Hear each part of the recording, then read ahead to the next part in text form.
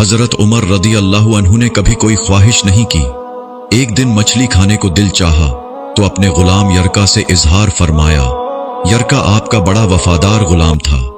एक दिन आपने फरमाया, यरका आज मछली खाने को दिल करता है, लेकिन मसला ये है कि 8 मील दूर जाना पड़ेगा, दरिया के पास मछली लेने, और 8 मील वापस आना पड़ेगा मछली लेके। फिर आपने फरमाया, रहने दो, काते ही नहीं।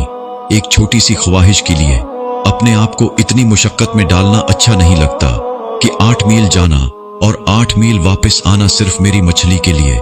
छोड़ो यरका, अगर करीब से मिलती तो और बात थी।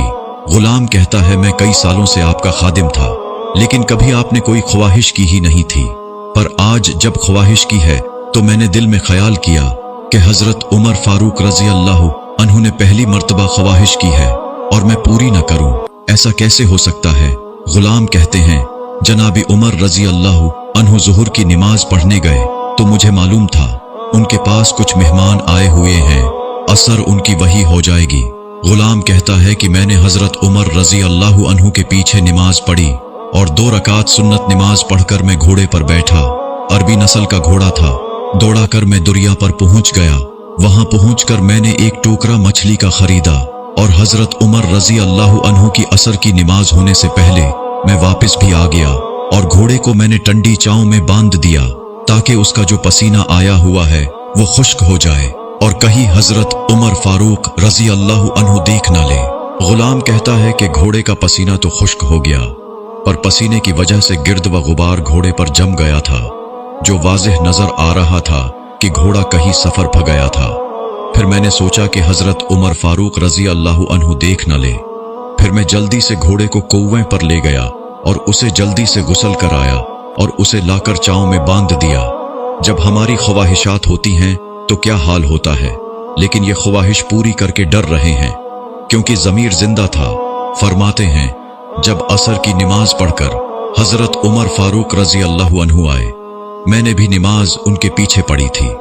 घर आए तो मैंने कहा, हुजूर, अल्लाह ने आपकी ख्वाहिश पूरी कर दी है, मछली का बंदोबस्त हो गया है और बस थोड़ी देर में मछली पका के पेश करता हूं। कहता है, मैंने ये लफ्ज कहे तो जनाबी उमर फारूक रजी अल्लाह अन्हु उठे और घोड़े के पास चले गए। घोड़े की पुष्ट पे हाथ फेरा, उसकी टांगों पे हाथ फेरा और फिर उसके कानों के पास गए और घोड़े का फिर एक कान उठाया और कहने लगे, यरका, तूने सारा घोड़ा तो दो दिया, लेकिन कानों के पीछे से पसीना साफ करना तुझे याद ही नहीं रहा और यहां तू पानी डालना भूल गया।